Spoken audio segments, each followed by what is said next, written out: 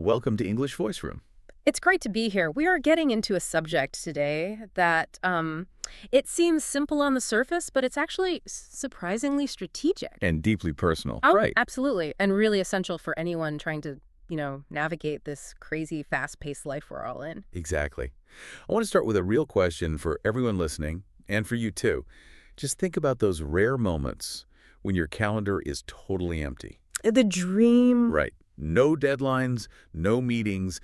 What's the one thing you naturally find yourself doing? The thing that feels like a complete mental break from everything else. For me, if I get that rare afternoon off, I'm heading straight for the wood shop. I just love the smell of the sawdust, the careful precision of it all. That's a very tactile one. It is. It's physical, it's focused, and it feels like the rest of the world just, well, it just fades away. That's a great example. For me, that ultimate mental break usually involves a language I'm learning. Oh, interesting. Yeah, usually Italian. I'll try to translate a really difficult poem. It takes this intense focus, but it's a non-productive kind of focus. Right. There's no goal other than the process itself. Exactly. It pulls my brain away from analyzing data and forces it into this beautiful, messy world of just interpretation. It's a total intellectual shift. And what we're talking about here, of course, is the essential art of the hobby. Yes. Whether it's woodworking or learning a language, painting, gardening, these things we do just for personal enjoyment, they enrich our lives in ways we often just take for granted. That's so true. And our mission today is really to frame this conversation around uncovering why these non-work activities are so critical. Yeah, why they're not just fluff. Not at all. We're looking at hobbies as powerful tools for, maintaining balance, for self-discovery, and for just driving overall fulfillment. They're crucial components of a well-rounded life. It's funny, isn't it? Our culture is so focused on productivity, on measuring achievement, constantly optimizing everything. Everything. And yet, the very thing that fuels all that high-level output, that simple, pure joy of doing something just because it makes you happy, that's the first thing to go when our schedules get tight. And that, I think, is a critical mistake. A huge mistake. It's like we sacrifice the fuel for the engine. So we're going to spend some time today detailing the mechanisms behind why these activities, big or small, play such an important role in keeping us centered and inspired. And ultimately more effective in everything else we have to do. Exactly. Okay, let's unpack this. I want to start with what I think is the foundation of it all. The need to have a space that is entirely your own. One of the things I read described a hobby as an inner sanctuary. A quiet place. Yes, a quiet place you can go to feel completely free. That's such a powerful metaphor because it really speaks to emotional safety, doesn't it? It does. Think about that favorite spot you had as a kid. Maybe it was a hidden corner somewhere or an old park bench. Yeah, I had a tree I used to climb. Right. And those places, they were mental anchors. They were completely free of judgment, of any external expectation. Nobody was grading your tree climbing. Exactly. And that's what a hobby gives us. It's a secret world where our thoughts can wander, where mistakes are actually okay, and where we reconnect with the self that exists outside of a job title. So if that's the metaphor, Yeah. what's the psychological necessity? Why does our brain actually need this specific kind of rest? It's crucial for what I'd call identity resilience. In our modern world, our sense of self can get so wrapped up in our work tasks, our titles. Who we are professionally. Totally. Hobbies act as these essential mental anchors that remind us forcefully that our identity is so much bigger than our job. They give us a channel to express ourselves, to dream without constraints. And to just be Yeah. without having to perform. Yes. The ultimate release from performance anxiety. That makes so much sense. We spend our days just taking in information, solving problems for other people, managing systems. It's all input. All input. A hobby is a moment of proactive self-care where we're the ones in charge. It's a conscious choice to unwind by, firing up a different part of the brain. That's it. And when you engage in that activity, you're not just passively sitting there. You're channeling emotional energy into something tangible. A written page, a song. A freshly weeded garden bed. This act of creation, no matter how small, gives this deep satisfaction and reminds us that we can shape our world even in a little way. It reminds us we're more than just a to-do list. Precisely. Okay, we absolutely have to talk about the biggest roadblock, the excuse everyone uses. I know exactly what you're going to say. They just don't have time. Yep. And it feels so real when you have a packed schedule. But that excuse, it's rooted in a misunderstanding of what mental rest even requires. What do you mean? Well, we tend to think of rest as needing like hours of uninterrupted time. But for our cognitive well-being, even short, structured breaks can be hugely restorative. It's about the quality of the break. Ah, I see. If you take 15 minutes during a hard day to just scroll on your phone, you're often just absorbing more information, more stress. For sure. But if you take those same 15 minutes to pick up a book, or sketch something on your desk, or just strum a guitar, Yeah. you are actively switching cognitive tracks. That distinction is vital. The difference between passive consumption and active, focused engagement. It is. A brief hobby interlude is like a burst of fresh air. It recalibrates you. Imagine someone who keeps a little sketchbook in their bag. Okay. They're not trying to create a masterpiece, but in those 10 minutes of just drawing a cloud, they are forcing their brain to slow down, to observe detail, and to do something with zero professional urgency. And that little break makes the next hour of work so much easier. Immensely easier. It's not a time sink, it's a pressure release valve. You know, it reminds me of what gardeners often say, that the simple act of planting a seed is like planting hope. I love that.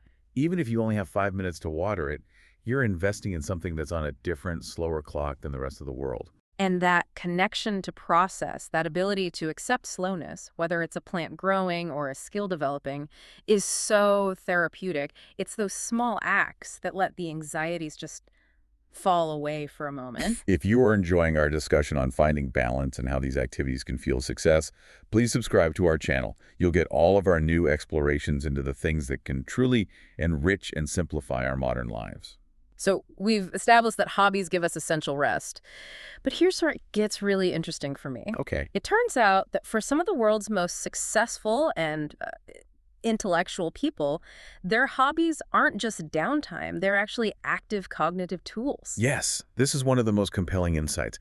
These activities aren't a luxury you earn after you're successful. They're an active contribution to cognitive cross-training. Cognitive cross-training, I like that. You're giving your primary professional brain a workout using totally different muscles. Okay, let's use a major example of strategic thinking. Bill Gates. We know he's famous for his long-term vision, but his serious hobby is playing the card game Bridge. And that choice is so significant. Bridge isn't just a game of chance. It's a really complex partnership game. Right. You're working with incomplete information, and it demands multiple cognitive functions at once. You're assessing probability, you're using advanced memorization to track cards, and you're communicating non-verbally with your partner. So how did that connect back to running a massive global company? Well, in high-stakes business, you are constantly making decisions with incomplete data, right? You're managing risk, communicating complex strategy. All the time. Bridge trains the brain to do exactly that. High-stakes strategy under pressure, but in a fun, zero-stakes environment. It's like a highly efficient mental rehearsal. A workout for his strategic mind. Exactly. It forces you to think several moves ahead and then adapt instantly when new information, a card being played, changes the whole landscape. That's a much clearer connection than just calling it a mental challenge. Now let's contrast that intensity with someone like Warren Buffett. Okay. The legendary investor. Right. Known for his methodical, almost stoic approach. He finds joy in playing the ukulele. And the contrast is the whole point. Finance demands absolute rationality, cold assessment of numbers, filtering out all the emotional noise. So the ukulele is the antidote. It's the perfect antidote. Music, especially a simple, happy instrument like that, is a pure source of emotional release and comfort. He's consciously shifting from the hemisphere of logic and risk to the hemisphere of auditory pleasure. It brings him genuine happiness, which is a necessary balance to the stress of managing billions of dollars. It is. Now, if we look at science, you have the great Albert Einstein. And his violin. And his violin. Einstein is the classic example of how creativity fuels problem solving. He famously turned to his violin whenever he hit a wall with his physics work. So he wasn't procrastinating. Not at all. Music, like math, deals with abstract patterns and relationships, but it does so in a nonverbal, emotional way. When he played, his conscious, logical mind got to rest. And that allowed the other parts of his brain to keep working on the problem in the background. Exactly. It was incubating. He wasn't solving physics on the violin. He was letting the problem flow through a different neural pathway until a new perspective just emerged. The music was a catalyst for the breakthrough. That really bridges the gap between art and science. Okay, one more. A foundational creative innovator, Steve Jobs. And his love for calligraphy. which seems so random at first glance. It does, but it's maybe the most powerful example of this cross-training idea. Before he built Apple, he dropped out of college, but he audited a calligraphy course. And what did he learn there? It wasn't just about pretty letters. He learned about the discipline of line weight, the elegance of simplicity, the critical importance of negative space. The details. The tiny details, like the spacing between letters and lines. He learned a whole design philosophy. And how did that discipline end up in the technology we use every day? It became his aesthetic philosophy, the marriage of function and elegance. He realized that the user interface, the fonts, the clean lines, was just as important as the hardware inside. So the beautiful design that defines Apple products. From the original Macintosh fonts to the sleek aluminum casings we see today, you can trace that relentless focus on simplicity and visual balance directly back to the lessons he learned in a seemingly irrelevant calligraphy class. Wow. So when you put all these examples together, Gates, Buffett, Einstein, Jobs, what's the big takeaway? The takeaway is that hobbies are not a distraction from success. They are an essential component for it. They provide the mental diversity needed for innovation to happen. So whether it's sharpening strategic skills, finding emotional balance, or developing a design sense. The hobby is actively preparing the mind for high-level performance in the professional world. Okay, let's bring this down from the minds of innovators to the practical, everyday benefits for all of us. The world of hobbies is huge, and the main message is it doesn't have to change the world. No, it just needs to enrich your personal world. Exactly. And we can kind of break down common activities to see their specific payoffs. Absolutely. Every type of engagement serves a unique purpose. Let's start with creative hobbies. Things like painting or drawing. When you paint or draw, it forces you to slow down and really see the world differently. Most of us just see a tree, right? Right. A tree is a tree. But an artist sees texture, light, shadow, the specific gradient of green in the leaves. This kind of activity requires intense focus, and it teaches patience and an eye for detail. And there's a real sense of accomplishment there. A huge sense of accomplishment. Starting with a blank canvas and creating something from nothing is a powerful feeling. What about the less visual, creative hobbies, like writing, stories, poems, even just journaling? Writing is an incredible sanctuary for mental organization. A lot of us have what I call thought traffic, just a chaos of ideas and anxiety swirling around. I know that feeling well. The simple act of putting a pen to paper or fingers to a keyboard, it externalizes that chaos. It forces you to structure your thoughts to make them concrete and manageable. It's a form of therapy, in a way. It absolutely is. So many writers use their craft as an escape, a way to process challenges by creating new worlds or just by clearly articulating what they're feeling. And then there's music, playing piano, guitar. Music is one of the best cognitive sharpeners because it engages both sides of the brain at once. You're processing complex auditory patterns, you're using fine motor skills, and you're integrating rhythm and timing. It's a full-body experience, really. It is. It enhances focus and discipline, but at the same time, it's this powerful emotional outlet. You are literally filling a room with sound and energy. It's like bringing light into a space. Okay, let's move to active and outdoor hobbies. Mm-hmm.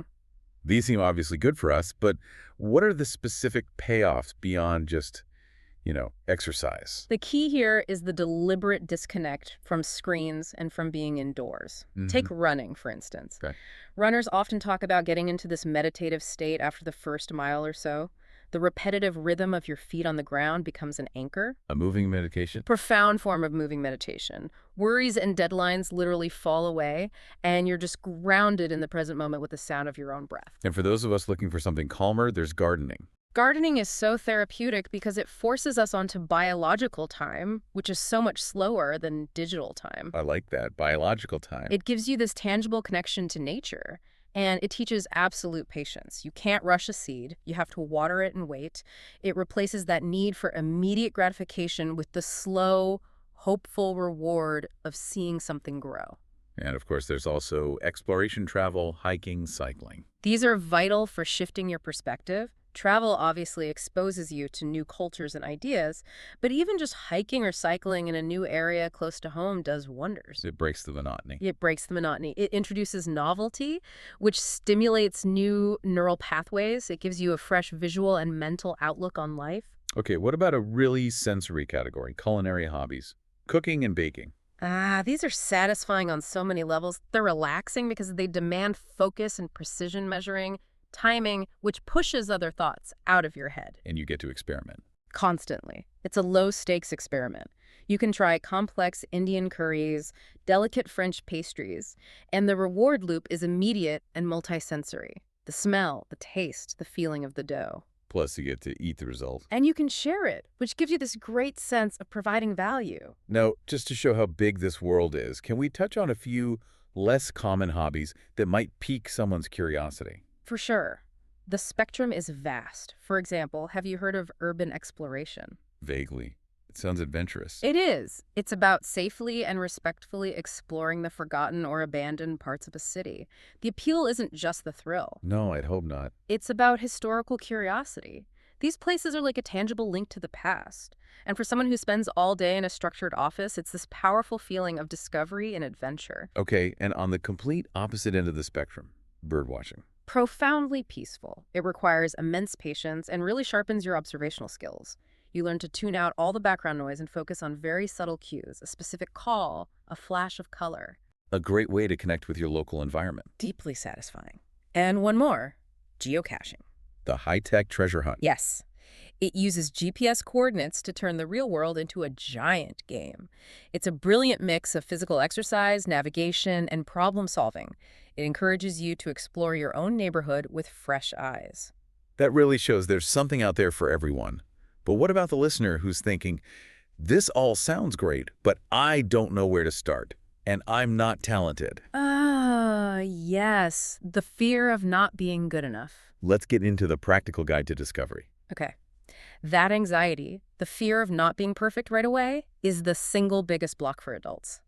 And the first thing to remember is that the purpose of a hobby is enjoyment, not perfection. It's not a competition. Not at all. We have to actively dismantle that perfectionist impulse. So if someone feels lost, what's the very first low-pressure thing they can do? Step one is what I call the curiosity audit. Forget about skills for a minute. Just focus on what sparks your curiosity. So what do you find yourself daydreaming about? Exactly. What catches your eye when you're browsing online? Make a list of 5 things you'd try if failure was impossible. Do you love old photos? Maybe try photography. Love movie scores? Try learning an instrument. It's about following that little thread of genuine interest. We're asking the listener to find where their mind wanders when it's free. Precisely. And that leads right to step 2. Prioritize experimentation over mastery. Give yourself permission to be bad at something. You have to. If you try baking and your first loaf is a brick, that's okay. You learned something. Think like a scientist. They run dozens of failed experiments to get one result. The joy has to be in the process, in the learning. That's a huge mindset shift, accepting that awkward beginner phase. You must embrace it. If your first pottery pot is crooked, that's not a failure. It's a marker of your first attempt. It's a celebration of the courage it took to even start. And once you have an idea, you don't have to go it alone, right? Yeah. How can you use existing structures to get started?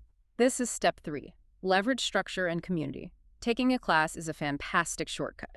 It's like a skill accelerator. It is. It gives you the basics, the equipment, expert feedback, all in a structured, non-judgmental place. Perfect for things like pottery or cooking. And that structure often means connection, too. Exactly.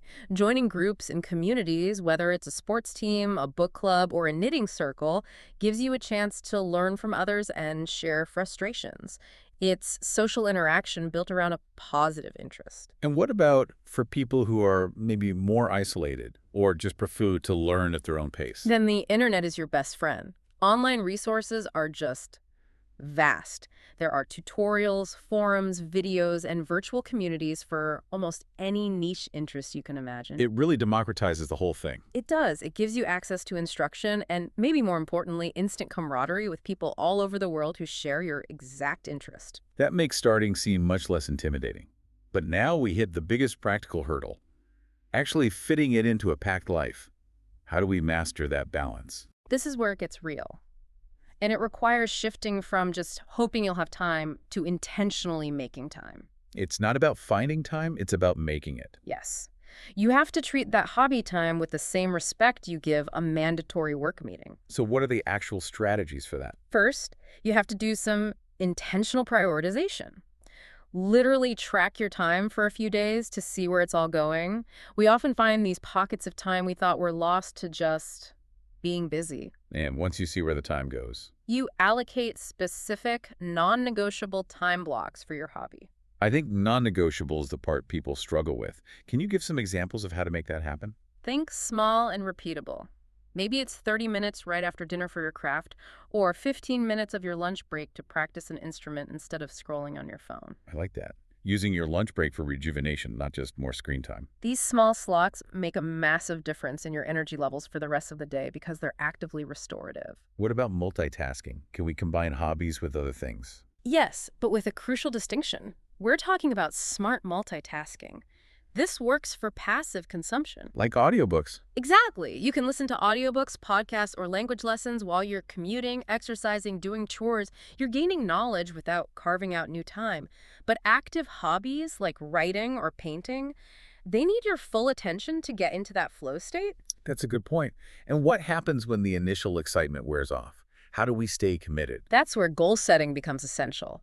Set clear, realistic, short-term goals. Little wins. Little wins to keep you going. Things like master 3 chords on the guitar this week or finish 1 chapter of my book this month.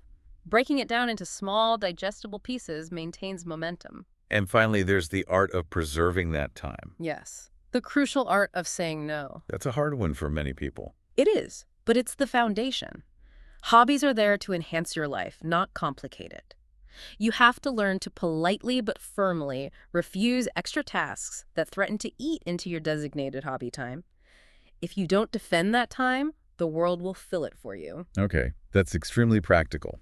So now let's look forward. We know how a hobby can enrich a life, but how does someone take that enjoyment and turn it into a genuine passion? That's a great question. A hobby is defined by enjoyment. A passion is defined by commitment. It's a conscious choice to go deeper. It is. It's elevating it to a higher level of personal importance. It's the moment an activity goes from being a pleasant diversion to being a core part of your identity. So what kind of commitment does that leap require? I see it in 3 layers. First, there's consistency and effort. You have to dedicate regular, non-negotiable time to structured practice. Passion doesn't come from random bursts of enthusiasm. It's built through the daily grind. The daily or weekly grind, yes. That's the engine of skill development. And the second layer? The second layer is investment. You have to be willing to invest resources. That might mean buying better equipment or paying for advanced classes. It's a tangible sign of your commitment. Exactly. It shows you're serious about your own growth. And the third layer, which can be uncomfortable, is challenge. Stepping outside your comfort zone. You have to. That's where the growth happens. If you're a writer, submit your work for critique. If you're a baker, try that ridiculously complicated recipe. Pushing your limits is what deepens your appreciation for the craft. Now, we see a lot of people turn these passions into careers. But doesn't that risk killing the original joy the minute money gets involved? That is a critical question. And yes, it absolutely can kill the joy if the motivation shifts from internal fulfillment to just external validation like money or fame. So what's the trick to avoiding that? The trick is to ensure that even if it becomes professional, the core purpose remains creation or service. For the baker who opens a bakery, the passion has to stay in making beautiful food for people, not just hitting profit targets. Keep the focus on the craft itself. You have to. You sustain the passion by maintaining that core commitment to quality and joy, even as the scale gets bigger. And sharing your work is a big part of fueling that passion, isn't it? A huge part. Sharing and connection are powerful fuels. Starting a blog, showing your work on social media, it provides feedback, validation, and opens you up to collaboration. You get to see the impact your work has on others. Which just makes you more enthusiastic. Exactly. And it's important to say, it is never too late to do this. Passion isn't just for the young. No matter your age, if something sparks real joy and commitment, you can elevate it. Okay, let's shift to our final section. We've talked a lot about the internal benefits. Mental sharpness, relaxation. Now let's look outward at the social benefits. This is the hidden superpower of hobbies. They are incredibly powerful tools for meeting new people and forming real, meaningful relationships. How so? Because they give you an immediate shared foundation. You already have something in common to talk about. Right, it breaks the ice for you. It does. And it happens through intentional structure. Joining clubs and teams, a soccer league, a writer's group, a photography club, instantly surrounds you with people who share your interest. It lowers social anxiety and creates a safe space for connection. And it also happens at specific events, right? For sure. Community events like workshops, contests, art shows, these bring enthusiasts together. When you struggle through learning something new with someone or celebrate a success, it builds this powerful sense of camaraderie. I think the most beautiful part of this is how hobbies just cut across all the usual divides. Oh, absolutely. Hobbies are amazing at bridging gaps. They bring together people of different ages, backgrounds, cultures, Yeah, you can see teenagers and retirees bonding over a board game. or people from different countries collaborating in a community garden. In that space, all the labels fade away, and everyone is just valued for their shared passion. And now with the internet, geography isn't a barrier anymore. Not at all, thanks to the digital community. There are online forums, social media groups, and virtual events for literally every niche interest. You can be in a tiny village and connect with hundreds of people who share your specific passion. So what's the final encouragement for our listener on this social element? Just that joining a hobby group, even if it's online, is a fantastic way to practice socialization in a low-stress environment. Especially if you're learning a language. Oh, it's perfect for that. Joining an English-speaking community focused on your hobby is a practical, fun way to use your skills without the pressure of a formal class. Just dive in. You might find a new passion and a new support network. This has been a really comprehensive look at the essential role hobbies play. So, to summarize, we've talked about how hobbies provide that quiet sanctuary for mental rest, How they actively sharpen the minds of innovators through cognitive cross-training. the huge range of practical skills they offer, the strategies for fitting them into a busy life, The path from simple enjoyment to deep passion. and their profound power in building real, meaningful community. And our encouragement to you, the listener, is to really reflect on this. What activity makes time just disappear for you? What makes your mind feel quiet, even on the hardest days? If you have a hobby you love, cherish it. Protect that time fiercely. And if you haven't found that thing yet, take a small step today. Try something new, low stakes, without any pressure to be perfect. Just discover what brings you joy. We've spent this whole time talking about what we gain from hobbies: fulfillment, skills, peace of mind. We have. So we want to leave you with one final thought to mull over this week. How might pursuing your passion not only enhance your own life, but also organically inspire or benefit the people in your immediate circle? Think about that positive ripple effect that one small act of joy can create. A wonderful thought to end on. Thank you for joining us for this vital exploration. Thank you, and until next time, keep exploring, stay creative, and happy hobbying.